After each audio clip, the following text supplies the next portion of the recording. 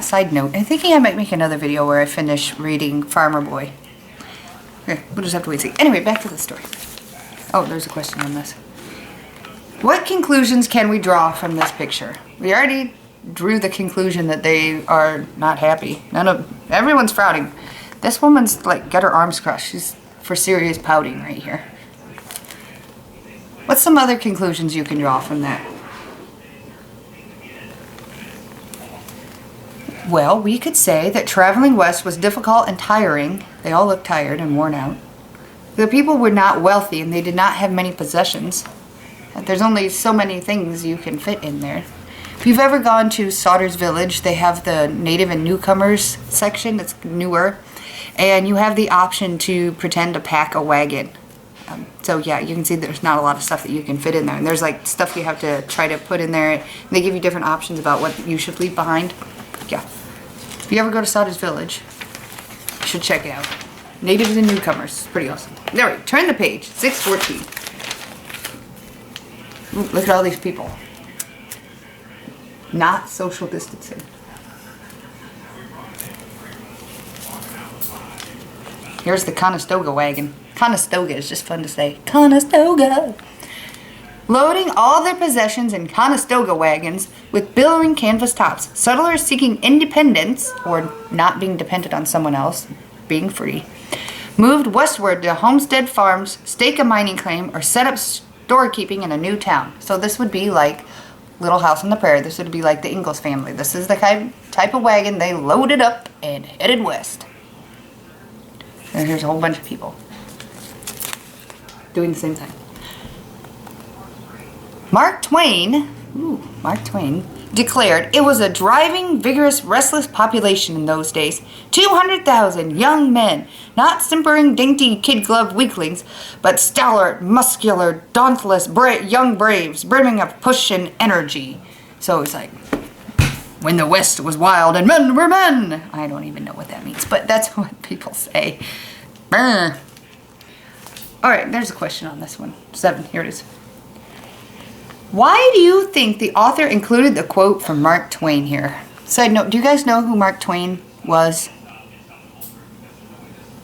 Mark Twain was an author. That was his nickname, actually. His real name was Clement Moore, or Samuel Clement. Sorry, my brain's fried. It's turned off. It's actually Friday. Sorry. I'll look that up. Okay, sorry. Mark Twain, he was an author. That was his nickname. And he was an author during that time. He wrote amazing American literature like The Adventures of Tom Sawyer. That's one of my favorite stories, actually. Tom Sawyer. Because Tom Sawyer is what you should not be. If you ever have the privilege of reading Tom Sawyer, just let me say, Tom is the example of what not to do. He also wrote the story of Tom's good buddy Huckleberry Finn, which is another good story. It's longer and a little bit more in depth. And it's whatever. If you ever read it, you'll know. But Tom Sawyer, I definitely recommend The Adventures of Tom Sawyer if you like a good laugh at what not to do. Okay, so why do you think they included Mark Twain during this time? Well, Mark Twain was alive during this time, and he was very popular during this time. And he really had a lot to say about a lot of stuff. Okay, also, this quote adds color to the description. Also including a quotation from a well-known author makes for a more convincing argument. Sorry, I'm looking for something and I'm not finding it. Okay, anyway, not important. Alright, let's go back to our story over here. So we just talked about Mark Twain declaring, he didn't just say it, he declared it.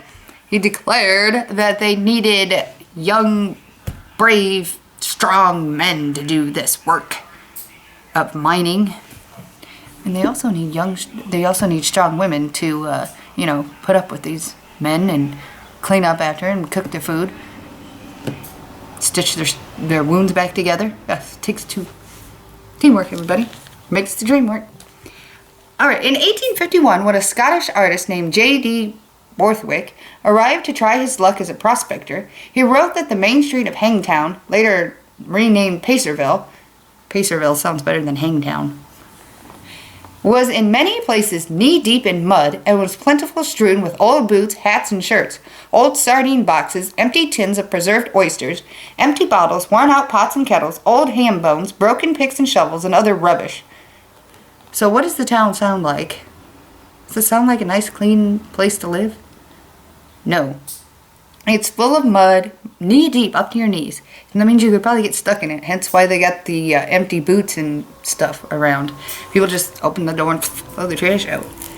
Berthwick described the town as one long, straggling street of clapboard houses and log cabins, built in a hollow at the side of a creek, and surrounded by high and steep walls.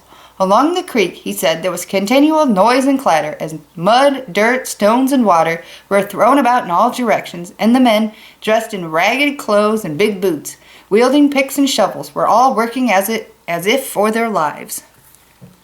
So, yeah, a lot of hard work. In the typical western town, the buildings were often skirted with a sidewalk of wooden planks, along with hitching posts and water troughs for the horses. There might be a bank made of solid brick to assure depositors that their hard cash or gold dust was safe from robbers. There might also be a mercantile store. Mercantile. What do you think that word means? Check out there, you can see that? Check out the root words there. Mercantile. You took off the tile. Merchant. This kind of looks like merchant. You know what a merchant is? We talked about that with the Aztecs and all that stuff. A merchant is somebody who sells stuff, like a shopkeeper. So a mercantile is a store. And a mercantile store, an early version of the department store, as well as a general store. The town certainly had to have a blacksmith shop. A blacksmith is somebody who makes stuff out of metal, usually like common things that they made back then would be like horseshoes, nails, pots, pans, really anything made out of metal the blacksmith made. And livery stable, that's where you keep the horses, as well as corrals for horses and cattle. Some towns had a telegraph office and their very own newspaper. The town might be lucky enough to have a stagecoach route, which is kind of like the bus system of the 1800s. It's where you get on the stagecoach and it takes you to the next place, and then you can either get off or stay on. And on and on and on. So it's kind of like taking a Greyhound bus. That's what it was back then. A Pony Express station. The Pony Express, so cool. That's how mail was traveled. This is before the railroad. So what the Pony Express was, it was they actually wanted orphans because it was so dangerous. They wanted orphans to do it so no one would miss them if they didn't get to the next spot. Isn't that sad? It was a young... usually a young male. He would get on his horse and ride with a bag of mail and ride as fast as possible from one place to the next to get the mail, to travel. That's how they got the mail from one end of the country to the other.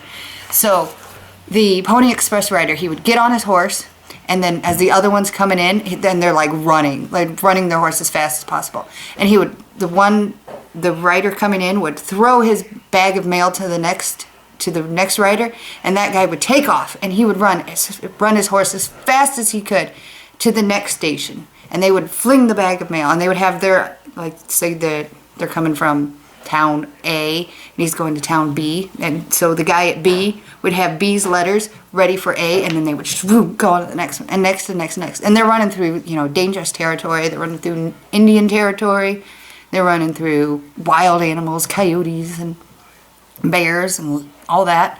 So yeah, Pony Express is pretty awesome. Very dangerous though. The Pony Express, I should say, lasted for a few years in America, and then the railroad system came over, and so the riders were overruled by the railroad, because a train can travel faster than a guy on a horse.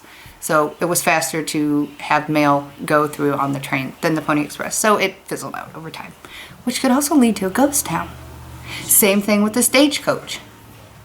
You could travel by train faster and safer and more comfortably than you could on a rickety stagecoach carriage crammed in here for a long time. So it would take several days or weeks to get from California to Ohio on the stagecoach, but it wouldn't take as long on a train. It would be more comfortable. So that's what happened to the stagecoach. Okay. Let's get back to the story. We're still on 616. The Americans have a perfect passion for railroads, wrote Michael Chevalier, a French economist in the 1830s. So, economist. That's somebody who studies economics or the money system. If the railroad bypassed the village or went past a village, it quickly became a ghost town. So, if, the railroad goes through there, woo! If it stops there, if a railroad stops in a town, that town is going to build around it. Because, you get off the train, you're going to need to stay in a hotel. And if you're staying in a hotel, you're going to need somewhere to go eat. So they're going to build restaurants. And if you're going to need a place to put your horses, if you took your horse with you. I don't know, you could do that. Sure. And so you're going to have a place to put that. And, you're going to need to buy supplies for your trip. Maybe you forgot your soap. So you have to go to the store and get soap. This is America, so competition. So maybe they want to build 2 stores. That's how a town gets built. But if the railroad doesn't go there, then nobody's going to stop there. So there might not be a point to it. Although some people may like that they don't get stopped there and they want to be by themselves. Okay. Or if, by chance, a railroad stopped at a town for a while and they built the town up, but not a lot of people were